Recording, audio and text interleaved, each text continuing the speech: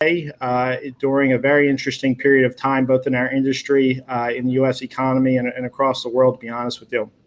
Today, I have a special guest, Logan Mohtashami. Did I say that correct? Yes. Good. I've been practicing. So Logan is on the West Coast, but made a concession to be with us this morning. And we are very excited about this conversation because as we all saw yesterday with the Fed's decision to make an emergency move to lower the Fed funds rate and also add some quantitative easing into the system, there has been an overwhelming reaction both by the market and consumers, and everybody's very curious as to what's going on. So Logan, help us understand the impacts of yesterday's decision and how it's playing into the market this morning. Well, we have to go back to what happened last week. And, I had to do a Twitter live over a weekend and said that was a complete meltdown in the mortgage industry last week, in the bond market and mortgage rates and everything. The velocity of that down move and the rise in yields, but the fact that mortgage rates went up 1% really from Monday to Friday shows to me that, I understand the capacity constraint discussion and it does make sense, but I really think this was an all-out attack to prevent massive EPOs from happening, because when the 10-year yield goes from 194 to 32 basis points, if we had a more fluid mortgage market or bond market, mortgage rates would be at 2.75%. And the kind of recessionary mortgage rates that I'm looking for would be 2.25 to 2.75%. I'm not sure if we'll get there, just because I think that the system cannot take that kind of losses. So what the Federal Reserve did is they did not like what happened last week. They didn't like the bond market action, they didn't like the mortgage rate reaction to it. So not only did they do emergency interest rate cuts, but they are coming in to provide some liquidity. They're going to do MBS purchases, bonds, and in a sense, they say it's not QE, but it's designed to try to calm the markets down. Because what happened last week was just utter chaos. I've never seen something like that in my 24 years. How do you think today the MBS, I believe, is up 200 basis points. What are we going to see today with mortgage rates on that? Do you think it's because of the EPO issue? We won't see that translate? Unless I see a 2 handle on a 30-year fix nationally, then the EPO market is preventing rates from going down. And that's, when we get to 32 basis points, because my technical recessionary yields range is negative 21 basis points to 62 basis points. I was looking for 2.25 to 2.75%. The problem is that the velocity of this virus, and we're seeing it now, the reason the stock market is down is the Fed had to do that because we're going to be on shutdown. Once you start implementing policies of social distancing and casinos start to close and companies are told not to be open in full capacity, the downdraft in economic activity is going to be historical for Q2. So that they did that because the economy is about to get hit for one quarter tremendously. So I'm not sure if we're going to get a fluid market, because rates have been slowly coming down for some time, but to get that kind of velocity to where the bond yields are, you just have another wave of EPOs come in. So you're looking at basically a lot of loans in 2019 and in 2020 getting hit, and even people that just recently refinanced, they'd be looking for lower rates as well very quickly. So I don't believe we'll get that kind of fluid mortgage market. What do you think about when we talk about social distancing and we talk about some of the things that are going on? There's a lot of dialogue that came out of Washington, D.C. this weekend, and it was on Meet the Press yesterday, that the leading advisor on all of this, on the response to coronavirus to this administration, was saying that things like a national lockdown for 30 to 60 days, domestic travel restrictions or bans, all of these things are currently on the table. And in some areas, we're already seeing those types of things. But when we start thinking about that, this becomes much bigger than the mortgage industry, and this becomes a situation where, does the market shut down? Does business as we know it halt until we are on the other side of it? I think it'd be best for Freddie and Fannie and lenders to get a cohesive plan to talk about what we should expect, because I'm expecting the builders to even stop production going out, and this doesn't mean that people aren't going to go out and buy homes. Obviously, an open house isn't going to be an event of 50 more, but we are going to have so much chaotic headlines and economic output falling that it's not going to be clear, because credit in theory should tighten up, right? In theory, there's a lot of companies who should be, having their credit lines taken away because the stress is there. So I'm not sure how they're going to deal with this, but they need to be clear, because, how do you verify income on a person who's not working? There's going to be a lot of people who are just told, take 30 or 60 days off. Stuff like that is fairly new, because it's something very short term out here. I've kind of looked at this as the next 3.5 months were basically World War III versus this virus. It's not just America; it's the entire world against this one enemy out here. But going out, if you're trying to verify the job of someone who's told, hey, listen, we're not actively working, how do the banks think like that? And I think that's something that there needs to be a kind of a national ordinance given by Freddie and Fannie, because this is a very unique time in economic history. So we need to have more clear rules on how to address with this. In terms of the what we're talking with the economy and housing, purchase applications just had 7 straight weeks of double-digit growth. But if people are now, hey, I'm not going to buy a house, I'm not sure what's going to happen, we need to wait and see how the consumer reacts, because people can still buy homes. You're not held back on that. But the amount of economic damage that's about to happen in Q2 is probably going to scare some people off. Well, I think, I was whiteboarding this weekend and thinking about the things tactically within our industry that are not being communicated right now. So things like you have recorders' offices across the country starting to shut down. So the ability to record deeds and notes are going to be an issue. You think about this from a perspective of all the servicing platforms.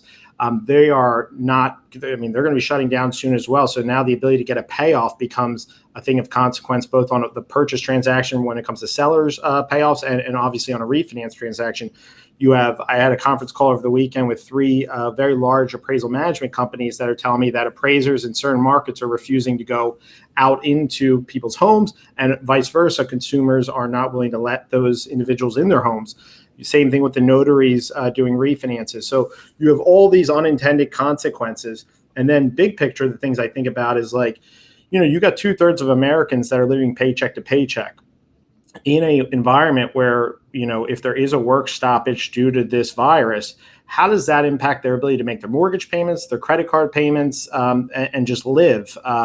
And for me, I think that this is going to require not only Fannie, Freddie, Ginnie, but this is going to require systematically everybody saying, "Hey, we gotta freeze everything," because if we start reporting delinquencies on debt, if we start reporting certain things that have long-term implications to consumers, it could really result in some type of credit meltdown. I believe the mortgage delinquencies, those things are going to be taken care of. In fact, you actually see banks, servicers talking about, what, right away, let us know that you have a issue with the coronavirus. So that is one. I'm more concerned actually for renters than mortgage holders. Renters are typically, have more struggling cash flow issues than a traditional homeowner now.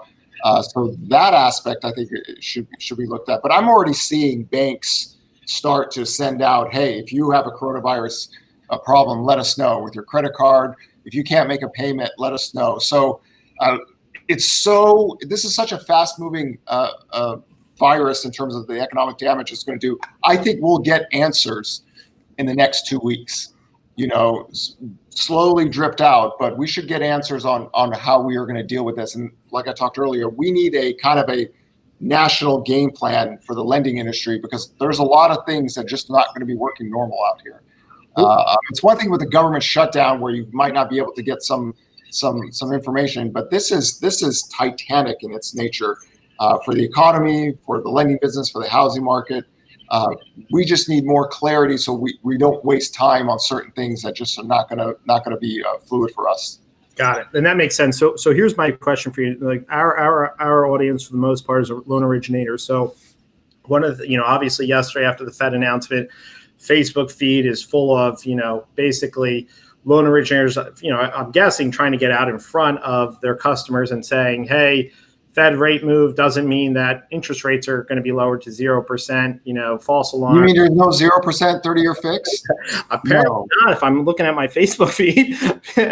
so how I was thinking after the lab, we had like many years of zero interest rate. I mean, that, what, this is the best way I would tell the LO officers. Listen, we had many years of zero interest rate policy, and the 10-year yield has been, the mortgage rates, it's basically been 3.5% to 4.5% during that entire time.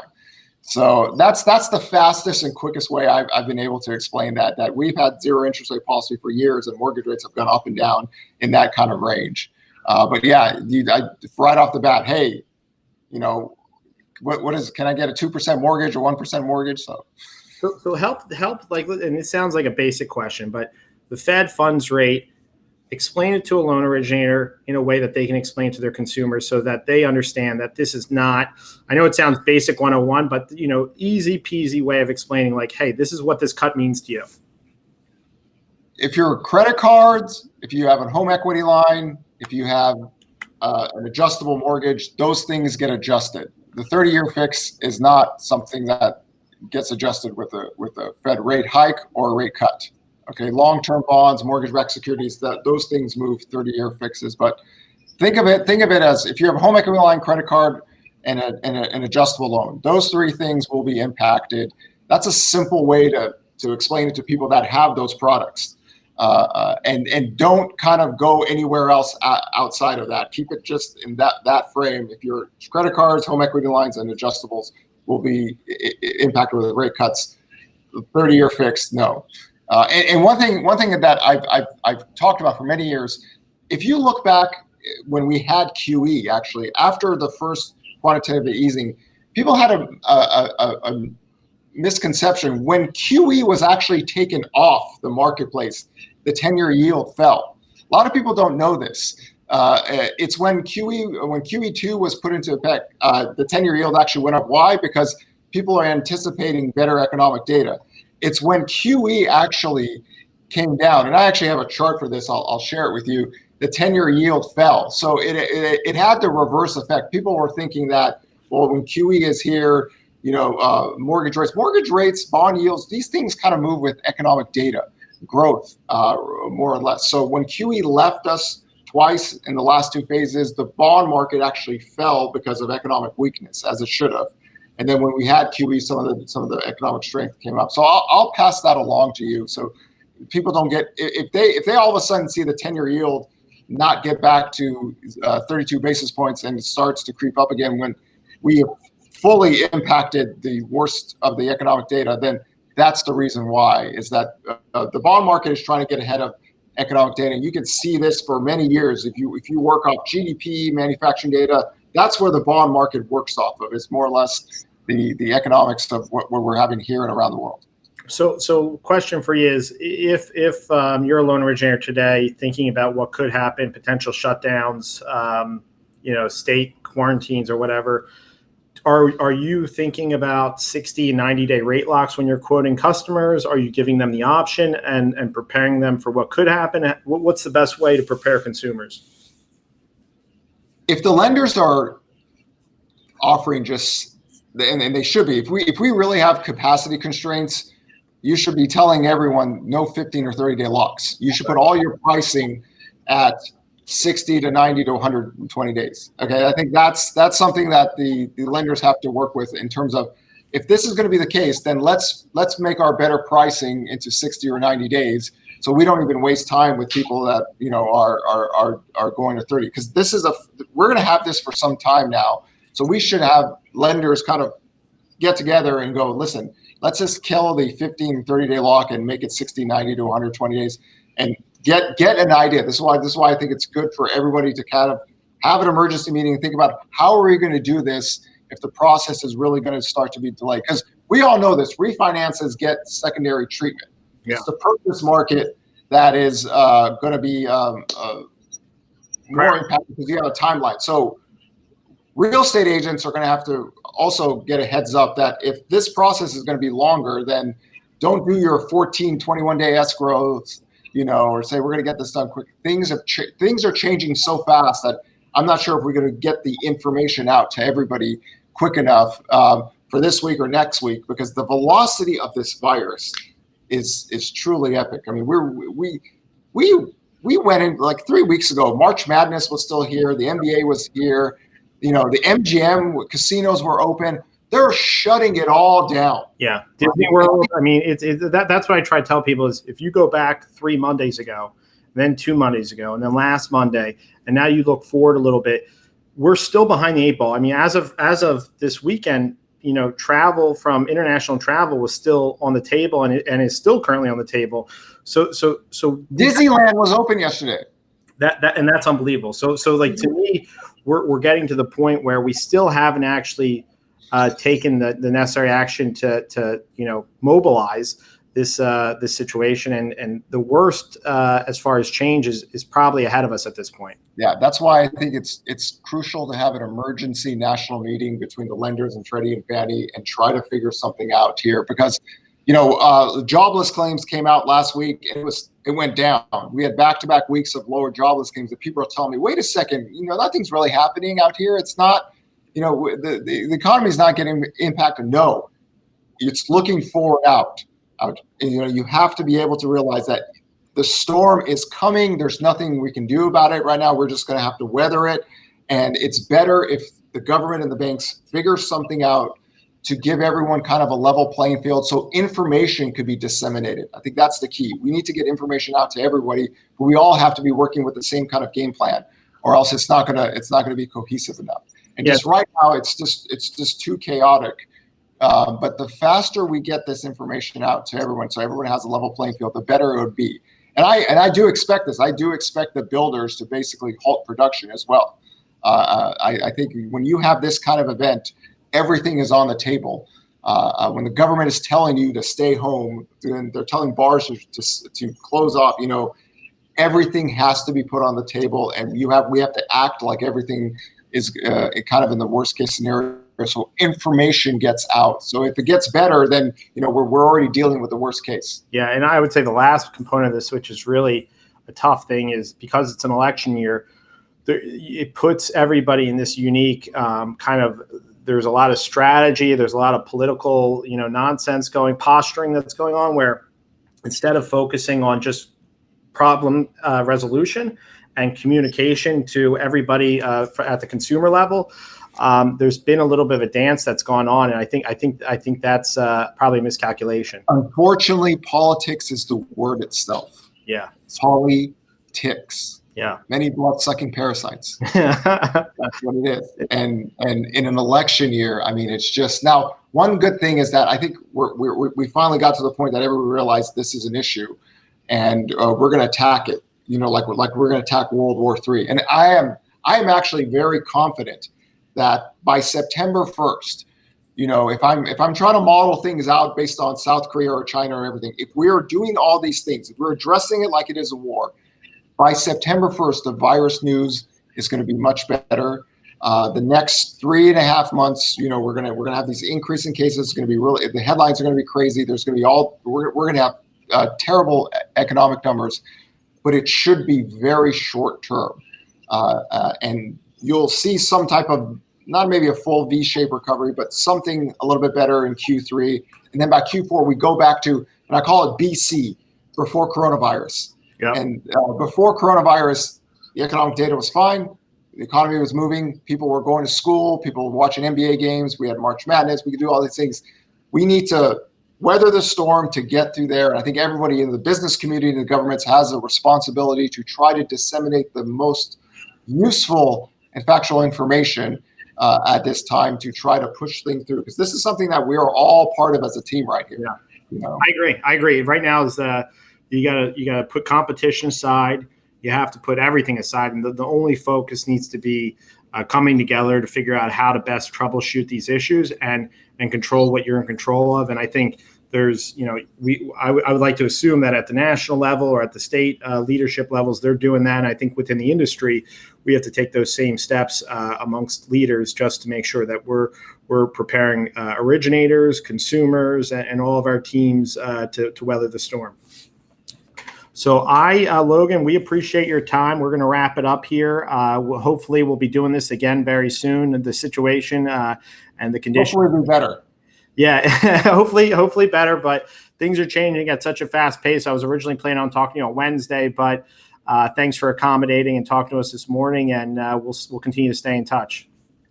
Thank you for letting me be here. You have a great day, and everybody have a great day.